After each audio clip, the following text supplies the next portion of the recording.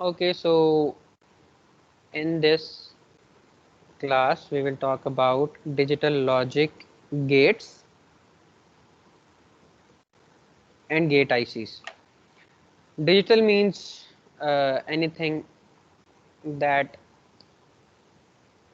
operates on low or high, 0 or 1, 5 or 0, uh, is called digital. So digital logic gates basically operates between two values, either a low value or a high value. There is no a value between. If there is a value that is between 0 and 1, it will still be counted as a 0 or 1. For example, uh, we say that 5 volt is 1 and 1 volt, 5 volt is 1 and 0 volt is 0. But we again say that 1 volt is also 0 and 1.5 is also 0 uh, in case of CMOS.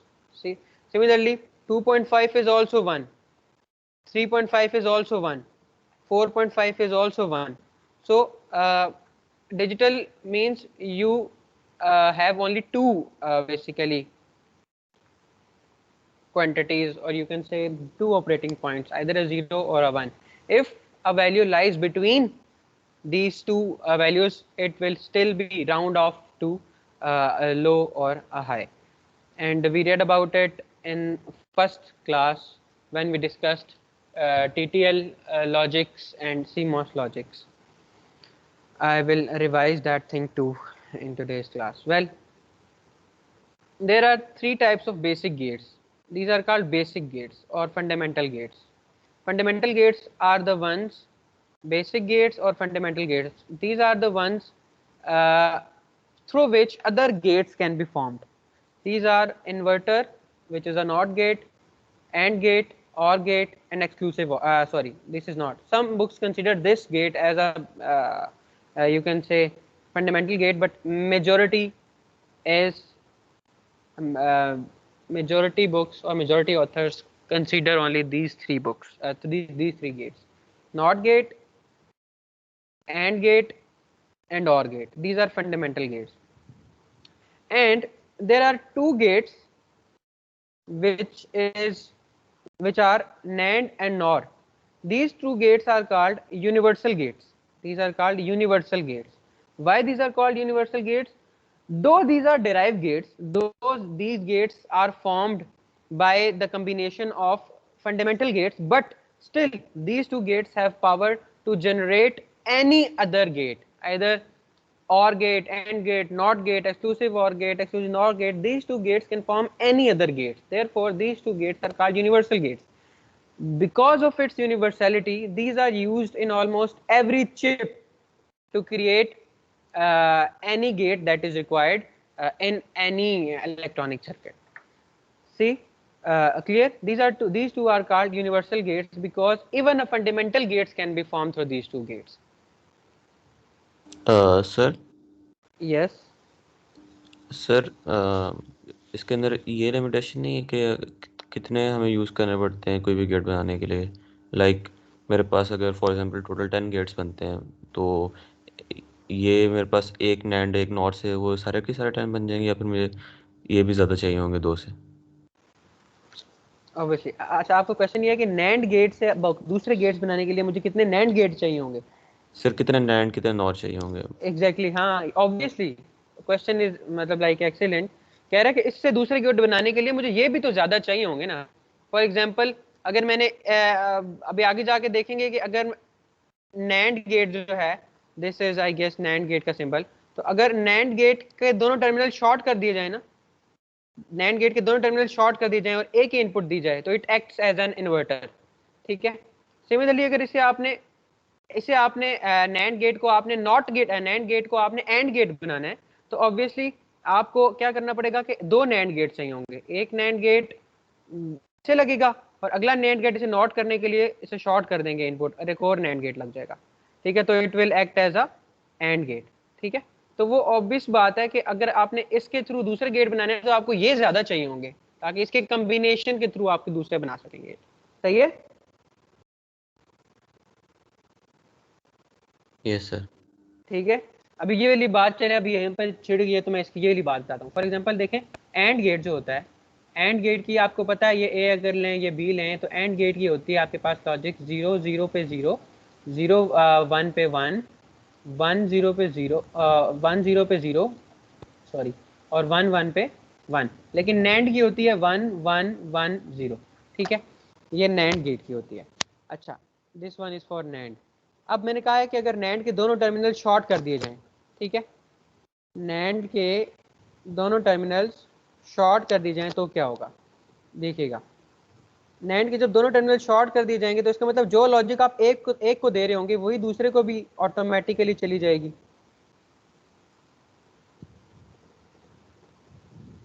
ऐसे ही ना, अगर मैं इधर 0 दे रहा हूँ, ठीक है, अगर मैं इधर 0 दे रहा हूँ तो ऑब्वियसली दोनों पे 0 0 जा रही होगी, और अगर मैं इधर 1 दे रहा हूँ तो ऑब्वियसली दोनों पे 1 1 जा रही होगी। तो अगर मैं इधर 0 दूँ तो आउटपुट पे क्या आ रहा होगा, देखें, 0 और 0, आउटपुट पे क्या आ रहा है,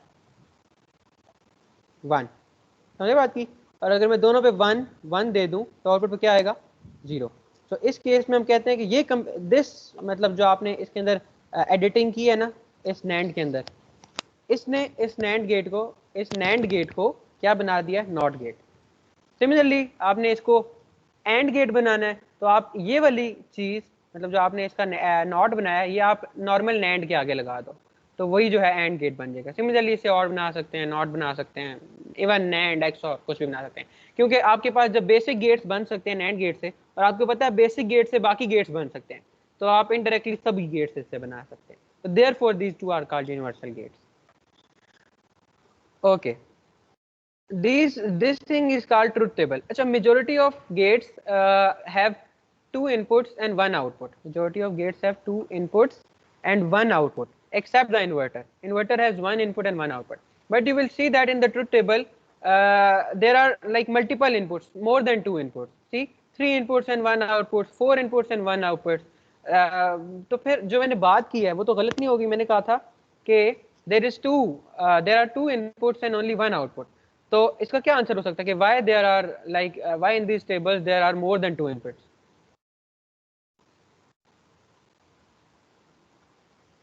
Because this table and this table is not for a single gate. This table is for a combinational circuit. What is a combinational circuit? Where multiple gates are used. Where multiple gates are used to generate a single output. See, for example, there are two AND gates and their outputs are like combined, or their outputs are given to another gate, is fed to another gate, and then output is received at X. Then there will be like A, B, C, D, four inputs. Similarly, there will be a scenario, there will be any scenario in which you will have three inputs, like in the case this. See, two AND gates, and the AND gate of the output of first gate is fed in the input of second. See, so in this case you will have three inputs and one output. So if only a solo or a single gate is concerned, the inputs are only two. But for combinational circuits, the outputs can be many. Okay, I guess you would have gotten the idea of combinational circuit from this. There are two types of basically circuits that are made by joining the gates. First, sequential circuits, and the other combinational circuits. Tayyab नहीं आया ना, अब रुको, combinational circuit की समझ आ गई ना आपको? देखिएगा, sequential circuit होता है दूसरा है sequential circuit, एक combinational circuit, एक sequential circuit. कम्बिनेशन सर्किट तो मैंने आपको बता दिया कि ये गेट से मिलके बनता है, ठीक है, मतलब दो गेट्स लगा दिए, तीन गेट्स लगा दिए और आपके पास एक आउटपुट आ गया, ठीक है। और ये आप करेंगे आगे, इसकी बहुत सारी एप्लीकेशन होती है, जरूरी नहीं होता कि हर तरफ एक ही। फॉर एग्जांपल कि आपने दो सेंसर्स लगाए हुए हैं, और आप उन दो सेंसर की बेस पे कोई डिसीजन लेना चाह रहे हैं, तो फिर तो आपको एक गेट काफ़ी है। लेकिन आपके पास 3-4 सेंसर्स हैं और 3-4 रूम्स में लगे हुए हैं, उन सब की बेस पे आप अलार्म बजवाना चाह रहे हो, तो देखो 3-4 गेट्स पे तो आपको 4 सिग्नल लगाने पड़ेंगे। तो उस केस में आपको फिर एक गेट नहीं मल्टीपल गेट्स चाहिए होंगे, तो आपको कम्बिनेशन सर्किट बनाने पड़ेंगे। लेकिन ये होता है कम्बिनेशन सर्किट। सीक्वेंशियल सर्किट्स ये होते हैं, सीक्वेंशियल सर्किट्स भी जो होते हैं ना वो होते कम्बिनेशनल सर्किट्स ही हैं, लेकिन उसके अंदर आउटपुट इज फेड बैक, ठीक है, उसके ऊपर जो नेक्स्ट अपकमिंग आउटपुट होती है ना वो प्रीवियस आउटपुट पे डिपेंड कर रही होती है, ठीक है। When output is fed back as an input the same circuit is called sequential circuit, ठीक है। और आप पूछोगे कि इसकी रीजन या इसकी एप्लीकेशन कहाँ है, तो किसी भी कंट्रोल, ऐसी किसी भी इक्विपमेंट के अंदर जो कंट्रोल कर रही हो किसी आउटपुट को, फॉर एग्जांपल आपके एसी रूम का जो एसी होता है, जब आप उसको सेट करते हो 30 पे, लेट्स 30 तो खैर आजकल नहीं, फॉर एग्जांपल 20 पे सेट करते हो, सही है, बल्कि 25 पे सेट करते हो, 25 पे आपने सेट कर दिया एसी को, सही। और अब एसी क्या कर रहा होता है, साथ साथ उसने बाहर भी सेंसर लगाए हुए होते हैं, वो देख रहा होता है कि जैसे ही 25 बाहर का हो जाए तो वो उसकी आउटपुट को फेड बैक कर रहा होता है एज इनपुट, पीछे लेके जा रहा होता है। तो वो क्या रहा होता है, जैसे 25 हो जाए उसके पीछे से कूलिंग स्टॉप हो जाती है, देन अगेन 25 से नीचे जाने लगेगी, फिर उसके बाद उसे आउटपुट पे मिल जाएगा। तो इसका मतलब क्या हुआ कि कॉन्टिन्यूसली जो एसी का ऑपरेशन है उसके आउटपुट पे डिपेंड कर रहा है। तो इसका मतलब कि उसके अंदर कॉम्बिनेशनल नहीं बल्कि सीक्वेंशियल सर्किट लगा हुआ है। तो इस तरह का जो काम है ना, जिसके अंदर आउटपुट इनपुट पे डिपेंड कर रही हो, जिसके अंदर आउटपुट डिपेंड कर रही हो बेसिकली, तो उसको हम बोलते हैं सीक्वेंशियल सर्किट। इस बात की समझ आ गई? Yes sir. ठीक है, तो इसको आप इस तरह करके रिप्रेजेंट भी कर सकते हैं, लेकिन अभी बस आप सुने, मतलब आप लोगों ने थ्योरी नहीं पढ़ी हुई तो मैं जनरल आइडिया दे रहा। अच्छा, अब a control any such circuit, a gate circuit or a control circuit or a control system is represented by this type of representation. This says 2 inputs and 1 output. Because we do not know exactly which gate does it represent, so we simply draw a rectangle and like place our arrows for input and for the output. But if we know that exactly which type of gate does that table represent, then we will like draw the respective shape according to the result. But if we don't know, for example in this case and this case and in this case, we will simply make a rectangular box, represent the inputs through a vectors and represent the output again through a vector. This okay, for example, this is a representation for an OR gate. Again, this is another representation for an OR gate. This is the traditional representation and this is called the rectangular representation. If you make a rectangle and right inside the box or right inside the rectangular box, one is greater than or greater than one is this means that the gate is an OR gate, because maximum outputs of the OR gate are equal to 1. Therefore, it is represented by this sign. And this is a traditional sign, traditional symbol for an OR gate. Okay. Again, this is a truth table. This is the logic expression. This is called logic operation. You would have like पढ़ी होगी इसे आप लोगों ने अपने course में या फिर एफएससी में तक तो पढ़ी है। This thing is called timing diagram. अब इसको अगर आप गौर से देखें तो देखें ये वही चीज़ है, टेबल ही। देखिएगा, ये देखें 0 1 0 1 0 1 0 1, अगेन सेकेंड इनपुट 0 0, ठीक है। इसके बेस पे ये आउटपुट है, ये वाली। अगर आप इतना सा पोर्शन कंसीडर करें, इतना सा, तो देखें ये भी 0 है, ये भी 0 है, तो आपके पास आउटपुट भी 0 आ रही है। ये 1 हुआ, ये 0 हुआ, तो आपके पास आउटपुट 1 आ रही है। ये 0 हुआ, ये 1 हुआ, तो अगेन आपके पास आउटपुट 1 आ रही है। ये 1 हुआ, ये भी 1 हुआ, तो भी आपके पास आउटपुट 1 आ रही है। तो this is another way to represent a logic gate operation. जारी बात की, इस टाइमिंग डायग्राम में तो कोई मसला नहीं ना। अगेन मतलब दिस इज सिंपल रिप्रेजेंटेशन। जो मोस्टली सॉफ्टवेयर होते हैं ना, जो आप टेबल नहीं बना सकते, जो सिमुलेटिंग सॉफ्टवेयर होते हैं, वो सिंपली इस तरह का ग्राफ शो करवा देते हैं, तो आपने खुद इससे इंटरप्रेट करना होता है। This is the timing diagram. Okay, this is again a timing diagram. बाकी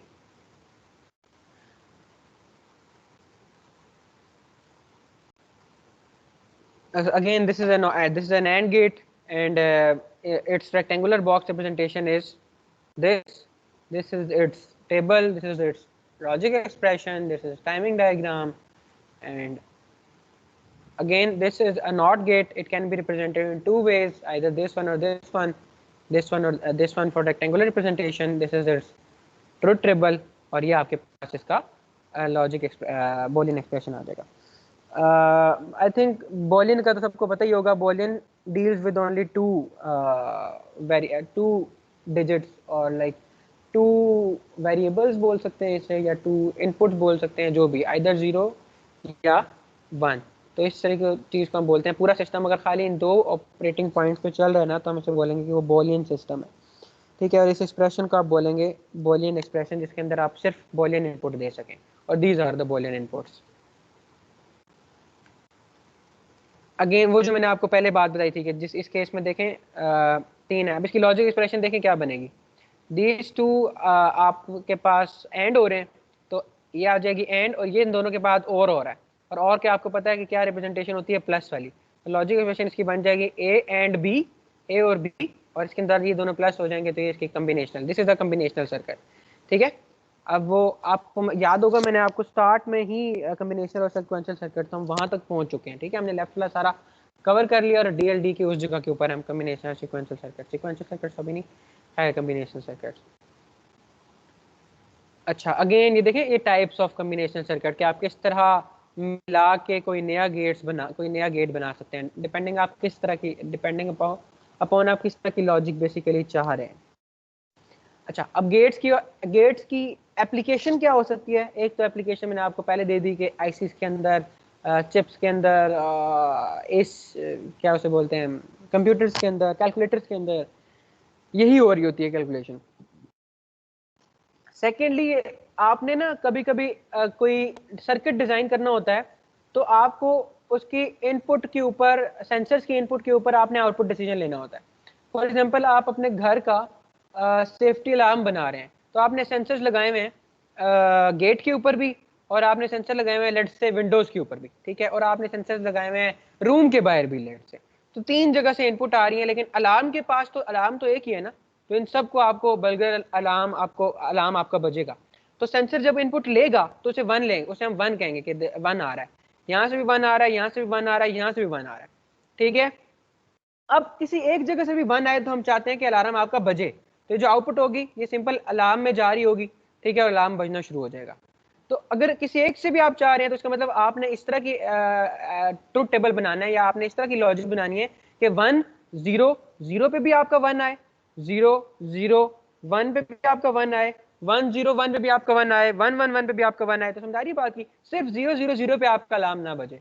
तो आप ये टेबल बनाते हो सबसे पहले, फिर उस टेबल की बेस पे आप उसका लॉजिक एक्सप्रेशन बनाते हो, फिर लॉजिक एक्सप्रेशन से आप डील देखते हो कि कौन से गेट से रिप्रेजेंट हो सकते हैं, वो वाली गेट्स आईसी खरीदते हो, और उस गेट्स आईसी के ऊपर आप सर्किट बना लेते हो, ठीक है। इतनी सी बात, मतलब ये कोई छोटा टॉपिक नहीं है। गेट्स मैंने कहा है ना, जान है इलेक्ट्रॉनिक्स की, तो बहुत ज्यादा, लेकिन अभी के लिए फॉर दिस लैब इतना काफी है इन्फो। ये भी वो है जो मैंने सिर्फ चाह के आपको लैब के लिए पता हो।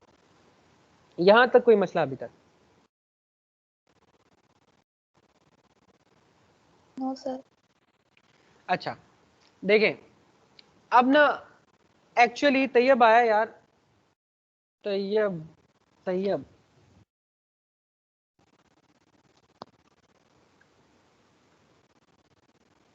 नहीं आया। अच्छा, देखिएगा, अब ना actually like in the real world these gates are available in the form of an IC, the detail of which I have already discussed in the video, but I will show you again for those people who haven't watched that video. For example, I will write an IC for, let's say, AND gate, and the IC for AND gate is 7408 IC. Okay, now first of all, let's see how does it appears in the real world. This is for example 7408 IC, assume कर लें कि 7408 IC होती सारी IC एक जैसी हैं, ठीक है, 14 पिन होती है आईसी। ओके, अगेन मैंने वीडियो में बताया कि there is a notch at one side of at one end of IC. This notch represents that the counting of pin starts from left side of it. For example, if there is a notch, then this pin will be 1, 2, 3, 4, 5, 6, 7, then 8, 9, 10, 11, 12, 13 and 14. Pin number 7 and pin number 14 are to give or to provide power to this IC, because अगर इस IC को power नहीं मिल रही होगी तो अंदर gets operational नहीं होंगे। तो सबसे पहले आपने इस आईसी को पावर अप करना होता है, उसके बाद गेट्स होंगे। अब इसकी इंटरनल सर्किटरी की तरफ जाएं तो internal circuitry is like this. See, pin number 7 and pin number 14 for the like giving it a power. The first gate is available between first 3 pins. See, first 2 are going as an input and the third one is for the output. इसका मतलब ये हुआ कि first और second को आपने input देनी है। अब आप इनपुट देंगे कैसे? आपने 1 देना है तो आपने सिंपली यहाँ से तार उठा के 5 वोल्ट में डाल देनी है। जो आपने मेन इनपुट दी हुई है ना, चाहे इस और इसके दरमियान शॉर्ट कर दें, यहाँ से वायर उठाएं और यहाँ 14 के साथ लगा दें तो भी एक ही बात है, क्योंकि 14 को आपने पावर दी हुई होगी, वो एज अ 1 आ जाएगा इसके पास। आपने 2 को भी 1 देना है तो यहाँ से वायर उठाएं और यहाँ 14 पे डाल दें, ठीक है, तो दोनों पे 1 आ जाएगा। आउटपुट आ रही होगी 3 के ऊपर। अब आउटपुट देखने के 3 तरीके हैं। या तो आपके पास लॉजिक एनालाइजर होना चाहिए, ठीक है, जो कि हमारे पास लैब में नहीं है, या आपके पास ऑसिलोस्कोप होना चाहिए। ऑसिलोस्कोप को डीसी स्केल पे रख के, डीसी कपलिंग पे रख के आपकी लाइन ऊपर की तरफ मूव कर जाएगी। अगर 1 आ रहा हो तो मतलब ग्राउंड से ना ऊपर चली जाएगी, मतलब नॉर्मल लाइन से, तो आप उससे ब्लेंड करते हैं। लेकिन बेस्ट वे है कि आप एलईडी, क्योंकि एंड पे तो आउटपुट आ रही होगी और output is greater than the threshold voltage for LED, तो इसलिए आपने इधर एलईडी लगा देनी है। अब आपने यहाँ पे एक बात याद रखनी है, यहाँ पे एक बात आपने याद रखनी है, वो क्या कि जब आप एलईडी लगाते हैं तो एलईडी आपको पता है कि ऑपरेशनल होती है 1.5 से 2 के दरम्यान। इससे ऊपर देंगे तो इससे ऊपर वोल्टेज देंगे तो एलईडी जो होती है ना वो जल जाती है। इसलिए to use it in a circuit you should connect a small resistor with it so as to protect the LED from burning, ठीक है। तो आपने साथ रेजिस्टर लगाना होता है। रेजिस्टर कोई बहुत बड़ा नहीं होना चाहिए, a resistor between 100 ohms and 80 to 100 ohms will go, ठीक है। यहाँ से इसमें आप नहीं लगाना है। अब क्वेश्चन ये है कि ज्यादा क्यों नहीं होना चाहिए? ज्यादा करेंगे तो सारा ड्रॉप इसके ऊपर आ जाएगा। अगर 5 वोल्ट यहाँ पे है टोटल, अगर आपने 5 वोल्ट दिया और रजिस्टर कोई बहुत बड़ा लगा दिया है तो सारा का सारा ड्रॉप रजिस्टर के क्रॉस आना शुरू हो जाएगा, तो इधर आएगा ही नहीं। छोटा रजिस्टर लगाने का फायदा ये है कि आपको पता है इसने अपने इसके ऊपर जैसे ही थ्रेशोल्ड वोल्टेज अपीयर हो जाएगा 2 के करीब, उससे ज्यादा तो उसने ड्रॉप करवाना ही नहीं है। तो आप छोटा भी लगाएंगे तो ऑलरेडी ऑब्वियसली बाकी का ड्रॉप इस छोटे वाले के ऊपर ही आ जाएगा। लेकिन ज्यादा लगाना नुकसानदेह है, क्योंकि ज्यादा लगाएंगे तो इसको उतना मिलेगा ही नहीं, समझ रही है? तो इसलिए आपने आउटपुट के ऊपर एक रजिस्टर लगाना है एलईडी के साथ, ठीक है, एलईडी और रजिस्टर। अब वहां पे यहाँ पे बात आ जाती है, कुछ तरह की आईसीज होती हैं, लेट्स से 7408 या 74 मतलब एंड और आईसीज, इस तरह की जो आईसीज होती है ना, कुछ आईसीज उन्हें तो जरूरत नहीं होती, मतलब उनके ऊपर जो आउटपुट आ रही होती है ना वो सही आ रही होती है। मतलब अगर 1 आ रहा है ना तो वो सही से 1 आ रहा होगा, जरा थिक सा। क्या आपको पता है कि एक और बात,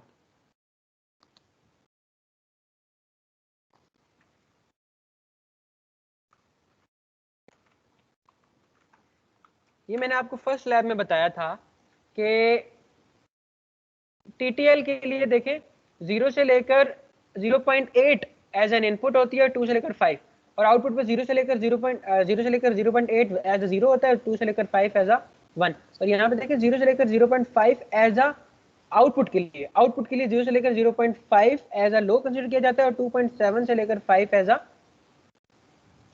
हाई कंसिडर किया जाता है, ठीक है। तो अगर आपके जो गेट आईसी है वो टीटीएल ऑपरेशनल है वो टीटीएल ऑपरेशनल है, तो इसका मतलब कि आउटपुट 2.7 भी आ रही हुई तो भी वो 1 आ रही होगी। तो 2.7 मोस्टली ये होता है कि आपने साथ रजिस्टर लगाया हुआ होता है तो एलईडी को वो चला नहीं पा रही होती, एलईडी को वो नहीं चला पा रही होती। इसलिए उस आउटपुट को 5 के करीब लाने के लिए, उस आउटपुट को 5 के करीब लाने के लिए, पुल अप करने के लिए, व्हेनेवर 7 या कम वोल्टेज आ रहे हो 1 के केस में, उसको ज्यादा करने के लिए आपने आउटपुट के ऊपर एक पुल अप रजिस्टर लगाना पड़ता है। आउटपुट के ऊपर एक pull up resistor. Pull up resistor सिर्फ तब काम करता है जैसे ही 1 इनपुट आई तो 1 को बस 5 कर देगा, और जो 0 आ रही होगी वो तो होगी 0 ना, लेकिन जैसे ही 1 आएगी तो 1 को 5 के इक्वल ले आएगा, और उसकी वजह से जो आउटपुट है वो आपकी एलईडी चलना शुरू हो जाएगी। अब पुल अप का मतलब क्या है? पुल अप का मतलब यह है कि आपने यहां से उठाना है, ठीक है, इस पिन और 5 वोल्ट के दरमियान। पुल अप, पुल अप का मतलब यह है, पुल अप मतलब आपने हायर वोल्टेज दे देना है इस पिन को, लेकिन डायरेक्ट नहीं देना, आपने हायर वोल्टेज देना है with the help of a small register. तो आपने 100 ओम का इस केस में भी यहाँ से उठाएं और 5 वोल्ट के दरमियान लगा दें, ठीक है, इसके और 5 वोल्ट, वो हो जाएगा पुल अप रजिस्टर। और उसका काम क्या है कि जब भी आउटपुट आ रही हो 1 लेकिन वो उसका वोल्टेज पूरे ना हो, तो उस केस में उसके वोल्टेज पूरे करने के लिए हमें यहाँ पे कॉन्स्टेंटली लगी हुई होनी चाहिए पुल अप रजिस्टर। इसके ऑपोजिट में, इसके ऑपोजिट में एक होता है पुल डाउन रजिस्टर, उसकी अपनी एप्लीकेशन है। दो के ये वाला क्वेश्चन मैंने आप लोगों को एक सर्च में दिया है ताकि और ज्यादा सर्च करें इसके ऊपर, मैं आपको बहुत ही स्मॉल डिटेल बता रहा हूँ। लेकिन अब पुल डाउन क्या होगा? पुल डाउन क्या होगा, कोई एक बताए। पुल अप जब मैंने कहा है कि 5 वोल्ट से लगा दूं, तो पुल डाउन क्या होना चाहिए? उसमें अगर हाई वोल्टेज आ रहे हैं तो उसको लो पे ले आएगा, लो पे कर देना है। लो 5 आ मतलब रहे हैं तो 0, 1 पे ले आएगा। हाँ 0 5 है 0 पे। तो देखें यहाँ से सिंपल अगर पुल डाउन रजिस्टर लगाना हो, पुल डाउन की अब एप्लीकेशन है। पुल डाउन का मैं बताता हूँ क्या होता है। पुल डाउन के केस में क्या करते हैं आप कि अब ये वाली बात याद रखनी है, पहले बाकी बातें नहीं भी सुन रहे थे तो ये वाली बात याद रखनी है। और जो क्विक सर्च क्वेश्चन देने का मकसद ही ये है कि ये वाली बातें मैं क्लास में बताता हूँ तो आप भूल जाते हो, और वाइवा के दौरान मैं आप लोगों को पूछता हूँ फिर ऐसी बातें। तो पुल डाउन रजिस्टर क्या होता है और उसकी एप्लीकेशन क्या है? पुल डाउन आप ये करते हो कि इससे कनेक्ट करवा देते हो ग्राउंड के साथ। इससे क्या होता है कि अगर इसमें कोई इनपुट नहीं भी आ रही इसके ऊपर, ठीक है, इसके ऊपर अगर कोई इनपुट नहीं भी आ रही तो भी इसके ऊपर 0 आ रहा होगा। क्यों? क्योंकि आपने इसे ग्राउंड के साथ कनेक्ट किया हुआ है, ठीक है। अगर वो पुल डाउन रजिस्टर आपने ना कनेक्ट किया हो, लेट से वहां पे पुल तो क्या हो, और आपने ये इन दोनों पिन के ऊपर कुछ ना कनेक्ट किया हो, ना आपने इसे 1 दिया हो ना आपने 0 दिया हो, आप सोच रहे हो कि अगर मैंने इसे कोई इनपुट ना दी हो, कोई भी ऐसा बंदा हो वो यही सोच रहा होता है ना कि अगर मैंने इन दो पिन को कोई इनपुट नहीं दी हुई तो इसका मतलब मैंने क्या दिया हुआ है? 0। लेकिन एक्चुअली में there is a garbage value on these two pins. तो वो गार्बेज वैल्यू हमें नहीं श्योर होता कि वो क्या 0 है इसके ऊपर या 0 नहीं है। तो इसको परमानेंट 0 करने के लिए आप इसे पुल डाउन रजिस्टर लगा देते हो। वो इसलिए लगाते हो कि अगर कोई इनपुट नहीं आ रही तो वो स्टिल उसके ऊपर 0 हो, ताकि उस गार्बेज वैल्यू से बचा जा सके और आपकी आउटपुट सही आ सके, ठीक है। तो इसलिए वो वहां पे हम क्या लगा देते हैं? Pull down resistor. यहाँ पे देखनी है जरा बात, अभी जिसे नहीं भी समझ आई, ये देखें, ये आईसी है, ये आईसी की पहली पिन, ये आईसी की दूसरी पिन, ये आईसी की तीसरी पिन। इसके दरमियान और ग्राउंड के दरमियान आपने लगा दिया है एक रजिस्टर, ठीक है। अब देखनी है बात, अब देखें जब इनपुट कोई भी नहीं आ रही तो ऑब्वियसली ग्राउंड है, 0 है, यहाँ पे 0 है, यहाँ पे भी 0 है, यहाँ पे भी 0 है। जब आप इनपुट देंगे तो यहाँ पे देंगे ना इनपुट तो आपने यहाँ पे देनी है। इनपुट अब आप अपने 5 वोल्ट दिए, अब क्या होगा? अब सिंपली क्या हो जाएगा, इसके दरमियान और इसके दरमियान 5 वोल्ट अपीयर हो जाएंगे तब क्या हो जाएगा? इधर 1 आ रहा होगा। समझा रही बात की? अब किसी के केस में, किसी के माइंड में ये क्वेश्चन आना चाहिए कि मैंने पुल डाउन के केस में ये रजिस्टर क्यों लगाया? सिंपली मैं यहाँ से तार उठाता और ग्राउंड कर देता तो भी तो 0 आ रहा था उस जगह के ऊपर। लेकिन उससे क्या होता कि 5 देते तो फिर वो शॉर्ट हो जाती। लेट्स से मैं इसे पुल डाउन करने के लिए क्या करूँ? सिंपल वायर ही इस तरह करके कनेक्ट कर दूं और उसके बाद मैं इसे 1 इनपुट दूं। लेट्स से मैंने 1 इनपुट देनी पड़ेगी ना लॉजिक है। तो अब इस केस में क्या होगा? ये 1 यहाँ से आप 5 दे रहे हो, आपने उस केस को पहले ही ग्राउंड किया हुआ है और डायरेक्टली ग्राउंड किया हुआ है, तो वो 5 और 0 शॉर्ट हो रहा होगा, शॉर्ट सर्किट हो जाएगा और आपकी आईसी भी जल जाएगी, ठीक है। और हो सकता है कोई पीछे से आपकी सप्लाई को भी नुकसान हो जाए। तो अगर 7 रजिस्टर लगा देंगे तो सिंपली वो जो 5 वोल्ट आप बाद में देंगे वो शॉर्ट नहीं होगा, बल्कि वो अब इसके क्रॉस ड्रॉप हो जाएगा। सिंपली 0 पे है, 5 पे है, तो अब आगे भी 5 जा रहा होगा, आपकी इक्विपमेंट भी सेव रहेगा, कंपोनेंट भी सेव रहेगा और आपकी लॉजिक भी चली जाएगी। ये बात किसी को ना समझ आई हो।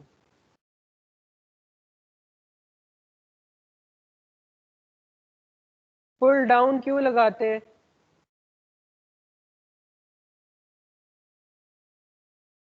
सर ये आखिरी बात दोबारा से समझा दें कि ये रजिस्टर क्यों लगाया आपने, ये शॉर्ट सर्किट वाला। देखो मैंने कहा था पुल डाउन करते हैं हम गार्बेज वैल्यू से बचने के लिए, कि अगर आप कोई वैल्यू नहीं दे रहे हो ना तो ये ना हो कि वहाँ पे कोई और वैल्यू हो, तो उससे बचने के लिए आपने यहाँ पे इसे पुल डाउन कर दिया होता है, ताकि जब कोई ना वैल्यू हो तो जीरो तो आ रहा हो ना, कम से कम वो जीरो जीरो लॉजिक जा रही हो।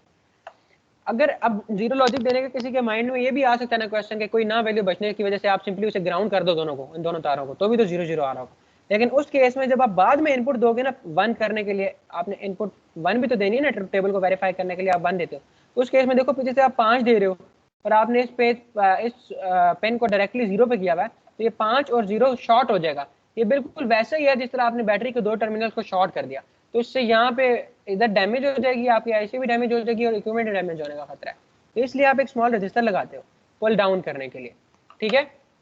जब स्मॉल रजिस्टर आप लगाते हो तो फिर क्या होता है कि जो आपकी आउटपुट हो रही जो आपकी जो इक्विपमेंट है वो भी सेव रहता है, और आपकी इनपुट जो होती है वन वो भी आपको मिल जाती है, और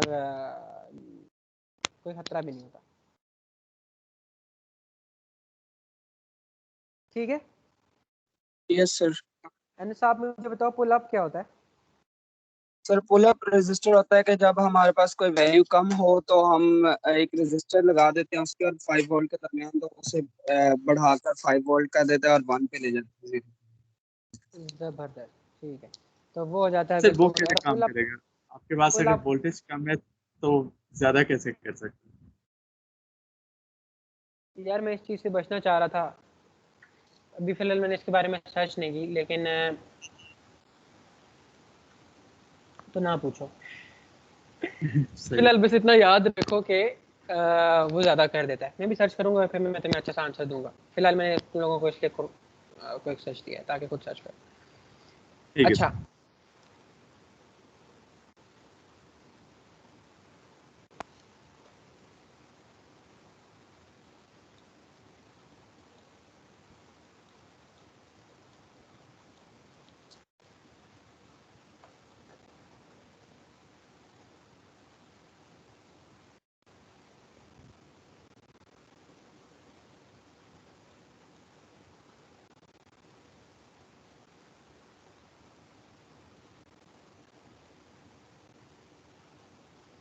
अच्छा तो आगे चलते हैं।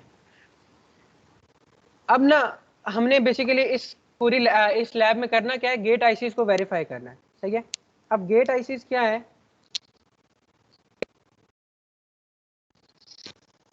ये देखें। अब ये हमारा बेसिकली लैब का मकसद होगा कि introduction to logic gates and gate ICs. सबसे पहले analyze the functioning of gate ICs. कौन कौन सी गेट आईसीज अवेलेबल है हमारे पास, 7408, 740032, 7402, 7486, 74266, 7404।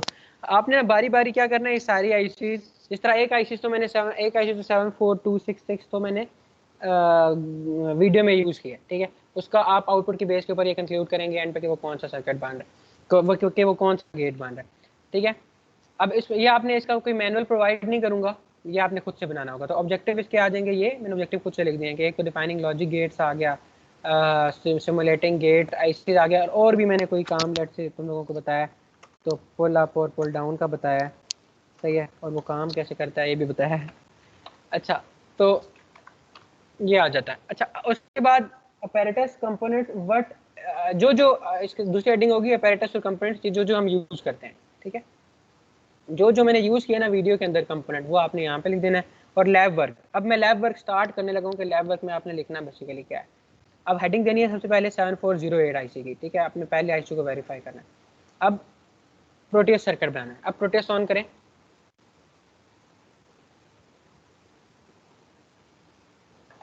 ये सनाया आपने ना मुझे ये वाला सेम क्वेश्चन, क्योंकि ये पुल अप और पुल डाउन अब अगली 6-7 लैबों में चलेगा, तो ये वाला सेम क्वेश्चन अगर अगली लैब में मुझे याद करवाना है आपने, तो मैं ज़रूर प्रिपेयर चलें करूँगा। ठीक है सर। अच्छा प्रोटियस ऑन कर ले, रन एज एन एडमिनिस्ट्रेटर।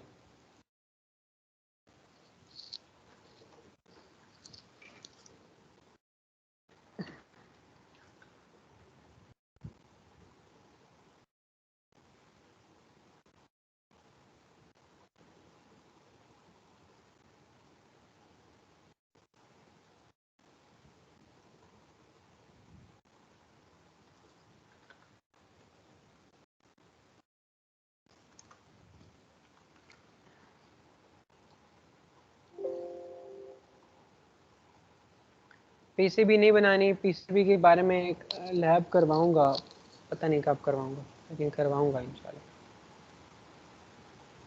अच्छा,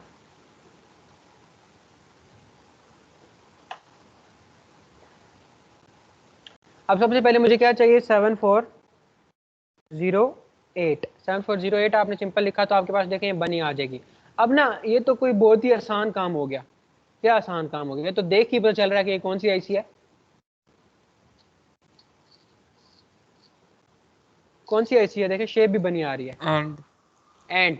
तो ये तो आपके मतलब बहुत ही आसान काम हो गया ना, प्रोटेस्ट ने तो काम ही आसान कर दिया। रियल लाइफ में देखें इस तरह की आईसी होती है, नीचे बनी हुई है, ये देखें ये आईसी बनी हुई है।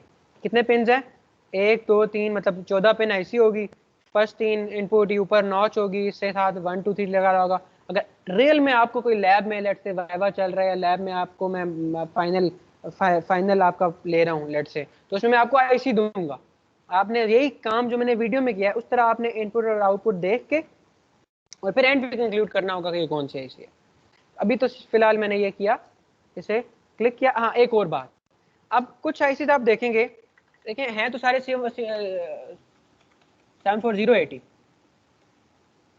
लेकिन ना ऊपर लिखा हुआ है नो सिमुलेटेड मॉडल। ये देख, ये लिखा हुआ है नो सिमुलेटर मॉडल।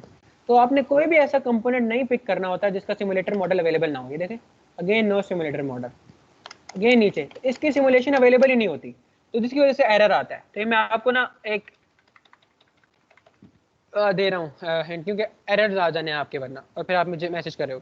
तो जिसके ऊपर सिमुलेटिंग स्कीमेटिक मॉडल लिखा हो आपने खाली वो चूज करना है। अच्छा, और क्विक सर्च क्वेश्चन तो 2 3 और हैं, वो वीडियो के अंदर भी है, तो थोड़ा ध्यान से देखना है। एक मैंने HC और LS का आपको बताया था, हाँ ये भी बता देता हूँ, कुछ मुझे याद आते जाएंगे। देखिए कुछ ऐसी होती है 74HC08, कुछ होती है 74LS08, ठीक है।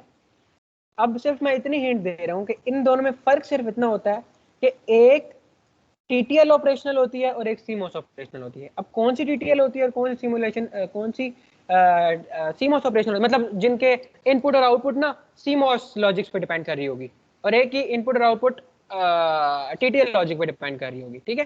तो इन दोनों में से एक HC होगी और एक LS होगी, ठीक है।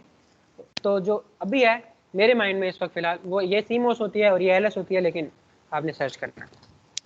अच्छा, तो आपने क्या किया कि यहाँ से पिक कर लिए एक 74LS08 या खाली, हाँ चलिए कोई भी। और मुझे क्या चाहिए, लॉजिक। अब मैंने पता है जो लॉजिक दे सकते हैं हम, क्या बोलते हैं उसे लैब के अंदर, वो तो आप 5 वोल्ट सिंपली पिक करें और 5 वोल्ट दे दें।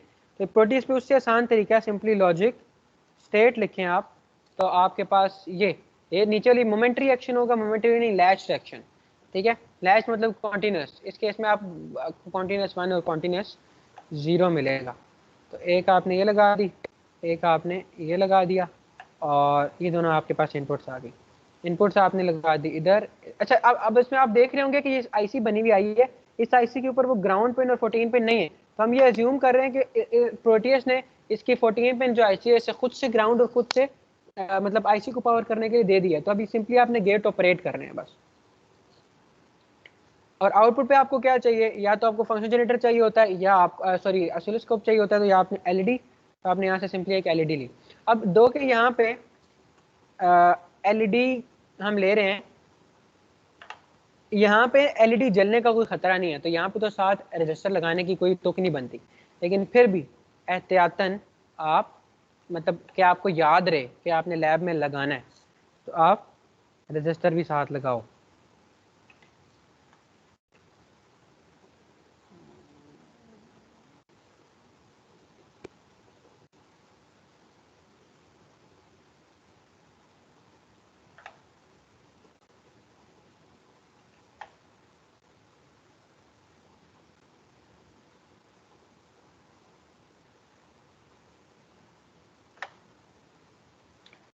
अच्छा, ये हो गया बस, और तो कुछ करने की जरूरत नहीं है। देखो जो मोमेंट्री होगा ना, उसमें जब आप एक दफा क्लिक करोगे तो वो थोड़ी देर के बाद बंद हो जाया करेगा। जैसे 1 किया ना तो थोड़ी देर बाद खुद ही 0 हो जाएगा, क्योंकि मोमेंट के लिए 1 देगा। लेकिन इस केस में कंटिन्यूस क्लिक करोगे तो 1, दोबारा क्लिक करोगे तो 0। अच्छा, अब क्या करें, आप उसको प्ले कर देंगे, जैसे सिमुलेशन प्ले की, आप चेक करें 0 0 पे 0 आ रहा है, हाँ आ रहा है। अच्छा एक और, ये जो ऊपर आप देख रहे हैं ना, ये रेक्टेंगल अपीयर हो रहे हैं छोटे छोटे, ये ब्लू कलर के। इस केस में ब्लू रिप्रेजेंट कर रहा होता है 0 को और रेड रिप्रेजेंट कर रहा होता है 1 को। ठीक, कहीं भी सिमुलेशन के दौरान 0 आ रहा, रेड आ रहा हो तो इसका मतलब वहाँ पे 1 आ रहा है, और ब्लू आ रहा हो तो इसका मतलब वहाँ पे 0 आ रहा है, और ग्रे आ रहा हो तो इसका मतलब रेड और ब्लू के दरमियान का कोई नंबर आ रहा है, वो ग्रे होता है। नंबर नहीं मतलब वोल्टेज। अब प्ले करने के बाद देखें 1 0 पे भी आपके पास क्या आ रहा है 0, 1 1 पे आपके पास क्या आ रहा है 1, लेकिन एलईडी नहीं चली। क्यों नहीं चली, कोई रीजन? कोई नंबर की रीजन? बात होगी। रजिस्टर बहुत ज्यादा है, सही है, एक तो ये रीजन है। दूसरी क्या रीजन है, साथ ने भी कुछ बोला है। सर वहाँ पे जो सर्किट में आपने बनाया था लैब में, उसमें तो पुल अप वाली रीजन थी कि उसको इतना आउटपुट पे वोल्टेज नहीं मिल रहा था। नहीं, वो पुल अप चाहिए होता है सिर्फ। हाँ अच्छी क्वेश्चन, ये भी अच्छा है कि हो सकता है कि ये भी रीजन हो कि आउटपुट के ऊपर इतना वोल्टेज ही नहीं आ रहा हो कि वो इसको ड्राइव कर रहा हो, तो गुड। हाँ ये भी हो सकता है कि हो सकता है इसे पुल अप करना पड़े। और थर्ड रीजन क्या हो सकती है? गुड यार, जबरदस्त। तो दो रीजन हो सकती है, एक तो ये है कि हो सकता है इतना वोल्टेज ना आ रहा हो यहाँ पे कि इसे पुल अप करना पड़े, लेकिन वो मुझे पता चल रहा है कि आ रहा है, क्योंकि यहाँ पे देखो रेड नजर आ रहा है। ठीक है, तो इसे पुल अप करने की जरूरत नहीं है। मैंने कहा इसलिए कि कुछ आईसी को जरूरत होती है पुल अप करने की। अच्छा, इसे स्टॉप किया, चेक करते हैं क्या है। सबसे पहले आपने ये चेक करना होता है कि अच्छा ये तो 2.2 पे है, इससे तो कोई मसला नहीं है। इसे अब चेक कर लेते हैं 100 पे करके। मैंने कहा है कि 80 से 100 के दरमियान कोई लगाना होता है तो चलती है। आप ये तो आप ये देखें चल गया। ठीक है, समझ आ गई? दूसरी रीज़न ये भी हो सकती है कि आपकी ये डिजिटल पे हो। जब ये डिजिटल पे होती है तो ये कंप्लीट 5 चाहिए होती है शायद ऑन होने के लिए। ठीक है, ये रीज़न नहीं है। लेकिन कभी कभी ये होता है कि इसे आपने जब भी ऑपरेट करवाना है ना, तो एनालॉग पे रख के करवाना है। एनालॉग पे रख के करवाएंगे तो ये किसी भी वोल्टेज पे ऑन हो जाएगी, मतलब कि थ्रेशोल्ड वोल्टेज थोड़ा सा भी ज़्यादा।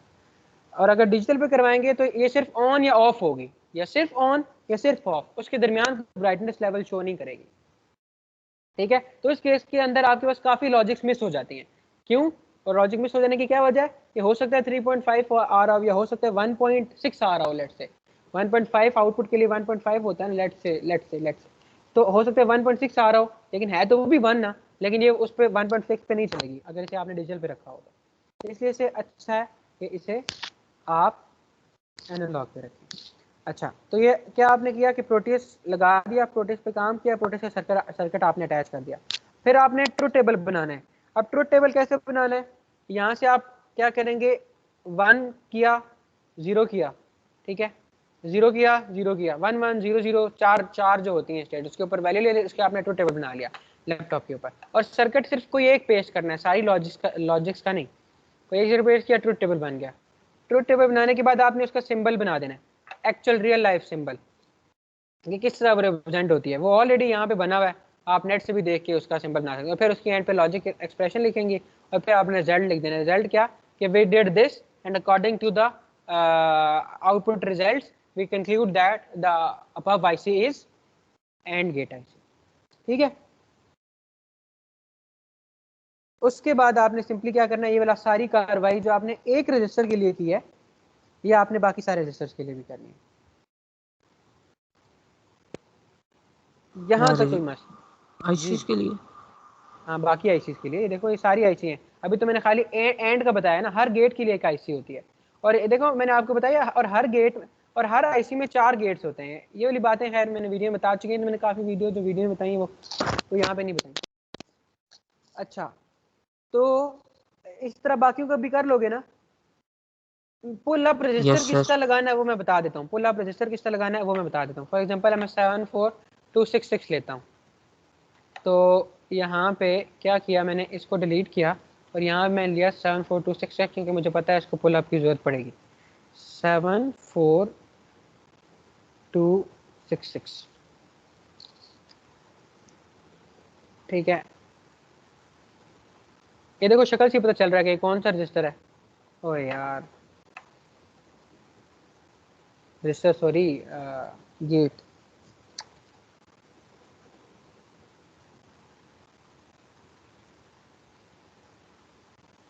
नॉर है। हाँ नॉर, एक्सक्लूसिव नॉर है, एक्सक्लूसिव नॉर 266742666। एक्सक्लूसिव की रिप्रेजेंटेशन होती है ये 7 लाइन लगी होती है, खाली नॉर और ना तो खाली ये इतना लाइन ही लगी होती है, और साथ आगे नॉट का सिंबल। ये यहाँ पे कनेक्ट हुआ, ये यहाँ पे कनेक्ट हुआ, तो अब प्रॉबेबली हो सकता है सिमुलेशन में इसे पुल अप करने की जरूरत ना पड़े, लेकिन देख लेते हैं। हाँ पड़ी, चेक करें, देखिए 1 1 पे भी ये देखिए ग्रे आ रहा है, ये देखिए वो ग्रे जो मैंने बताई थी कि मिडिल में कोई आ रही है, इसका मतलब इसे अप करना पड़ेगा, या आप आ नहीं रही, तो इसका मतलब इसे पुल अप चाहिए, ये सब पे 0 देगा, तो ऐसा तो कोई गेट है ही नहीं, ऐसे गेट का फायदा क्या जो सब पे 0 हो रहा है, इसका मतलब इसके अंदर कोई मसला है। तो इसे पुल अप करते हैं, अभी देखते हैं। पुल अप करने के लिए आपने यहाँ से 2 वे हैं, उसके भी आप बैटरी के थ्रू भी कर सकते हैं, वरना सिंपल ये टर्मिनल्स में जाएंगे, यहाँ पे पावर टर्मिनल होता है, पावर, ये पावर टर्मिनल कनेक्ट किया, ये पावर पे जाके पावर लगाई। अब एक रजिस्टर चाहिए ना पावर के साथ, पावर का मतलब होता है आपने 5 वोल्ट दे दिए यहाँ पे, ये इसको कॉपी कर लेते हैं, और रजिस्टर छोटा ही होना चाहिए कोई, कॉपी पेस्ट,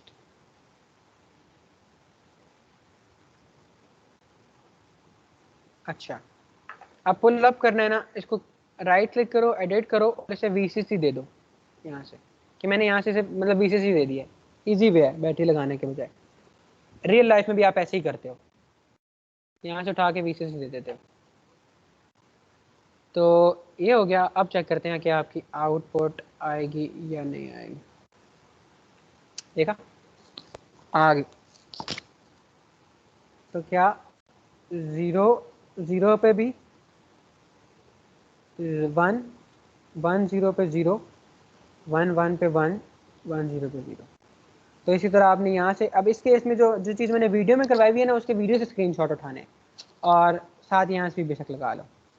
अब बताओ यहाँ तक कोई मसला?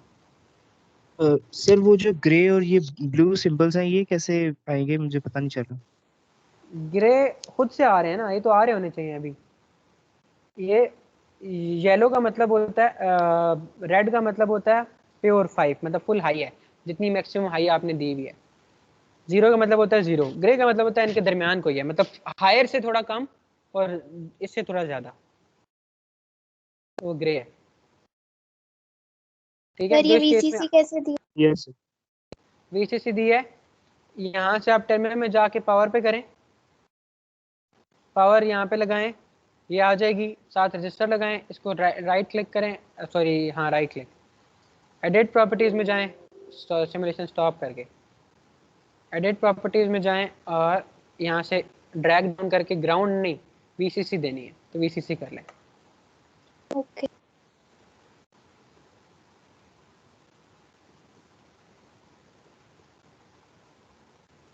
चलें, बाकी सारी आईसीस का आप लोग ऑब्वियसली खुद कर लेंगे, वो करवाने की जरूरत नहीं। और अभी मैं अटेंडेंस ले लेता हूँ, अभी आप सर लोगों ने क्या ये करना है? आपने जी जी बोलें सर ये बोलें। आपने बताया था वो बॉक्स और सर्कल का, वो दोबारा बता दें। वो जो स्मॉल ब्लू कलर का बॉक्स या सर्कल बनता है। ये बॉक्स बनते हैं, ब्लू मीन्स 0, येलो में रेड मीन्स 1, मतलब हाई, जितना मैक्सिमम हाई है सर्किट में अवेलेबल, और ग्रे मीन्स उसके दरमियान का कोई वोल्टेज है। अभी देखें, अभी भी यहाँ ठीक पे है। ग्रे हो रहा है, लेकिन ये उससे बिल्ड हो गया होगा, जितना पहला आ रहा है ना उससे ज़्यादा हो गया, लेकिन अभी भी फुल रेड तक नहीं पहुँचा, मतलब उससे थोड़ा सा कम ही है, और होना भी चाहिए क्योंकि ताज़ा रजिस्टर लगा है।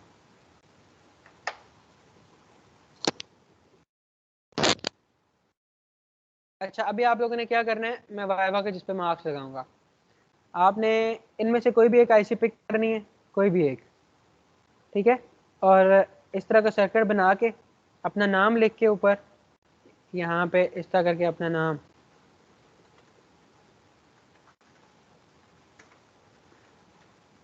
यहाँ से आप हाइट बढ़ा सकते हैं, ये इस तरह करके, और स्क्रीन आपने नीचे भेज देना है मुझे कमेंट्स में,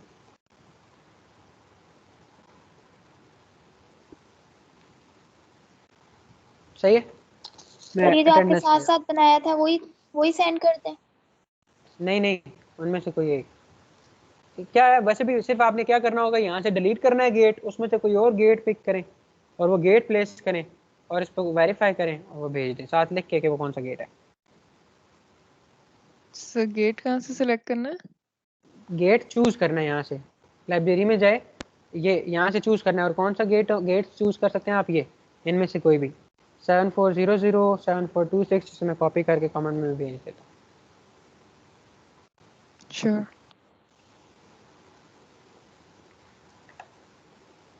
अच्छा, और इसके बाद आ जाएंगी आप बाकी क्विक सर्च क्वेश्चन वीडियो में है, ठीक है, ये वहाँ से देखने हैं, और कंक्लूजन आपने एंड पे जिस तरह भी आप लिखते हैं कंक्लूजन या फीडबैक, और बाकी हाँ और कुछ नहीं।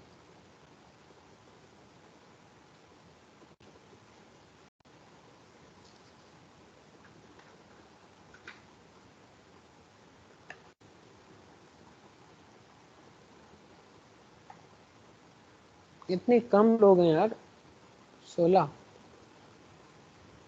अच्छा नहीं 7 ये भी है,